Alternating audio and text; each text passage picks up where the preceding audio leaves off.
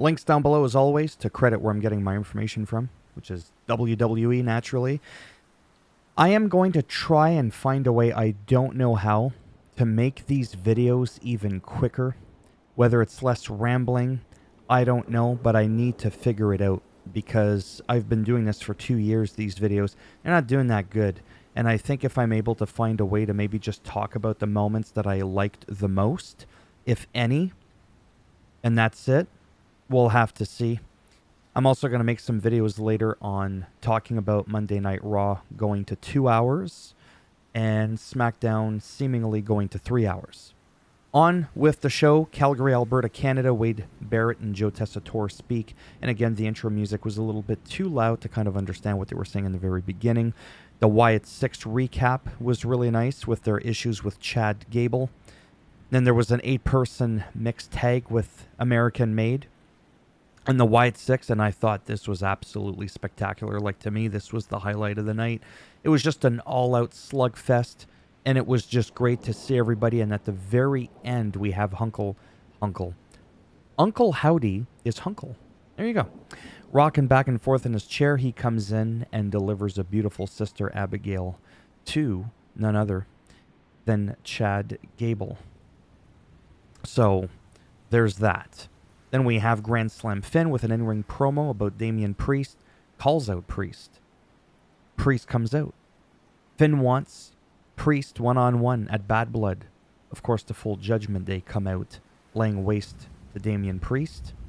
Rhea comes out, hopping on one leg. Then Liv comes out. Jey Uso came out with a chair to help even out the odds. And I have to admit, I really like that newfound bond between Jey Uso, Rhea Ripley, and Damian Priest.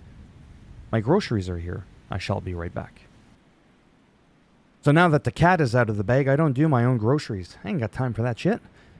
I pay somebody to do that and bring it to me. It's called Walmart, and it's actually pretty cheap, and sometimes I go to other grocery stores as well here in Canada. It's actually fairly inexpensive. Anyhow, moving back on with the show. Braun Strowman, really quick, backstage, ran into Braun Breaker, which is really nice because they want to see each other someday, according to Breaker. That would be a matchup to see. Alba Fire and Isla Dawn, Jade Cargill, and Bianca Belair for a rematch for the title. Nice little match, and the champs retain their gold. Simple as that. Wade and Joe in ring about Bret the Hitman Hart, 67 years old, looking great. Survivor Series is going to be in Vancouver.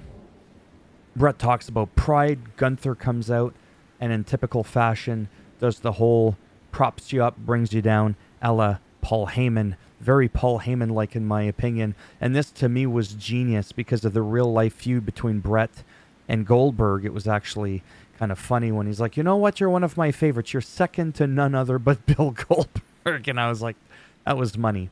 Then Sami Zayn came out and he was wearing Goudreau jersey, and I'm not going to pretend like I know who those people are, but unfortunately they got killed in a car accident in Canada, in Calgary. It was the Goudreau brothers. There was 2 of them, and they were killed by, just like a week and a half ago. Very, very recent. So they paid tribute to them.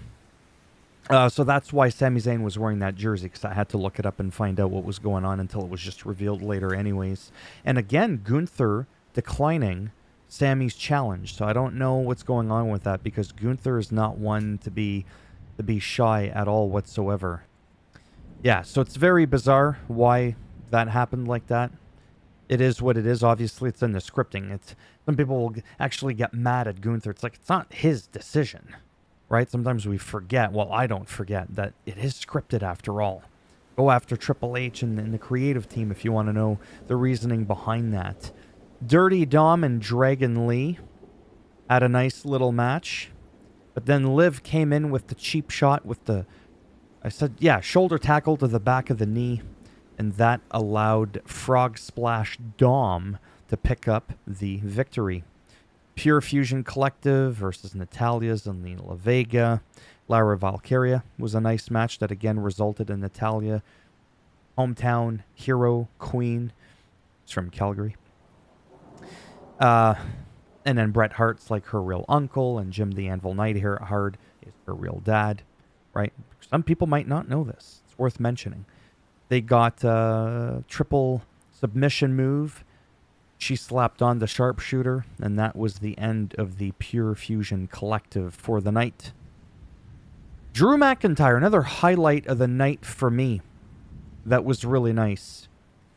Drew McIntyre talked about CM Punk, but then he addressed Wade Barrett, talked about how they go way back. They came to the U.S. together, this, that, and the other thing, and then said, I'm not even angry, but the next time it happens and you interfere in my business with CM Punk, I could have shelved him, blah, blah, blah. It is going to make me angry, and I'm going to do something about it. And it was just like, wow. Then Pierce came out and said, you know what, at Bad Blood, it's going to be you and CM Punk in a Hell in a Cell match. Drew's eyes were like, what?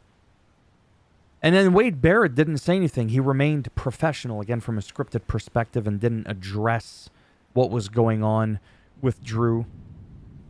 Rey Mysterio versus Grand Slam Finn was a nice match. And Finn got disqualified on purpose when he had Rey Mysterio in the ropes with that half Boston Crab kind of move. It was submission night tonight, apparently. This was nice as always. I don't know how much more... I had something stuck in my teeth. How much more time Ray has, but he's doing really, really good. And ultimately, he's got to be having a blast being able to share a little bit of the spotlight with his son. Dirty Dom Dom. Intercontinental Qualifier. Was a little dumb, but it wasn't dumb. Sounds contradicting. Ilya Dragunov, Jey Uso, Pete Dunne, and Braun Strowman was a great match, and then Bronson Reed came out of nowhere with the splash on Strowman, which took him out, which allowed Jey Uso to pick up the win. What was really nice about that is you get rid of Braun Strowman without actually making him look weak, if that makes any sense. Not that you look weak if you lose, I'm just saying. Okay? So to me, that was really nice. So this match and the whole, like, Braun Breaker, like, all night, keep going backstage all the time and just having his little chats and stuff. He seems very comfortable on the mic, as I'm starting to get a little bit more familiar with his work now that he's been called up to the main roster, obviously months ago there. I had never watched him in NXT because, as I've mentioned before, I won't lie, I will watch AEW before I watch NXT, and that's not like this. It has nothing to do with that. I don't have enough time. I'd rather get to know these people from NXT fresh on the Raw brand or the SmackDown brand and be caught up to speed that way with their little vignette highlight recap promos. I'd rather do that and spend a little bit of extra time following some of my favorites in AEW or TNA or wherever some people are. I try to just kind of keep a little bit of a perspective onto what's going on. But naturally, WWE is just like my main base of operation, if you will. It's the one that I put the most focus and attention on. Raw and SmackDown. Then don't forget, I got 2 other YouTube channels. I work out. I play guitar. Good for me. I do all these things. I do a lot of yard work. And even in the winter, when there's no yard to play with, I'm shoveling a couple times a day sometimes. It's actually pretty wild. But I just have very limited time. Anyhow, I enjoyed myself. Like I said, moving forward, I don't know how I'm going to cover this. I'm not saying I want to tap out and just not do it, but clearly after doing this religiously for 2 years, these types of videos, not that the other ones are making me a lot of money either, they don't perform great at all. And with how I am, with how I speak, my personality, I can't change that. It's just who I am, and it's cool. Like, it's not clicking with a lot of people. I'm still going to do it. I don't want to spend, like I'm doing right now, 20, 30 minutes all the time. I may just want to talk about, like, for example, it was kind of funny. It was entertaining to watch Braun Breaker just continuously photobomb into people's interviews backstage, talk about the Wyatt Six with that street fight just being absolutely chaotic and just incredibly entertaining. Really appreciated seeing Bret the Hitman Hart. And then, boom, that interaction, that subtle, awkward interaction with Drew McIntyre and Wade Barrett was really nice. And again, I think Joe Tessitore did a fantastic job. I think he brought a little extra oomph to the table on the microphone while still retaining his personality and still being himself. That's it. And then, boom, I could have wrapped it up in like 3 minutes. Oh, and talk about, let's say, the Gunther thing. Like literally, I'm thinking of, instead of doing like a full highlight recap, literally live by the title of these videos that I'm living by, and just doing that, just recapping the highlights of the night, not every goddamn thing that went on. I'm not saying that's magically going to get me more views, to be honest with you. But if it's less work and it's the same amount of views and I can Logan Paul my way out of this one, if you know what I mean by that, I'm going to do it. As I've mentioned before in the past, and I forgot to do it, I think, there is also a full recap for Raw official from WWE, and I'm going to be sharing my thoughts on Raw being 2 hours and SmackDown potentially going to 3 hours, and where this information is coming from. Okay? So there you have it. Thumbs up as always. If you liked the video, it does greatly help support the channel with the algorithm and trying to make me more relevant in the search results when people are looking shit up. And if you didn't like the video, go ahead, give it a thumbs down. I'll bend it in half. I'll twist it. And you know what else is coming. It's the Solo Sokoan Spike. Right where the sun don't shine while you're in a sharpshooter, all at the same time. And if you want to subscribe to the channel, exactly. Naturally, that would be fantastic. But if not, thanks for stopping by anyways. Take care, and maybe I'll see some of you in the next one. Bye for now.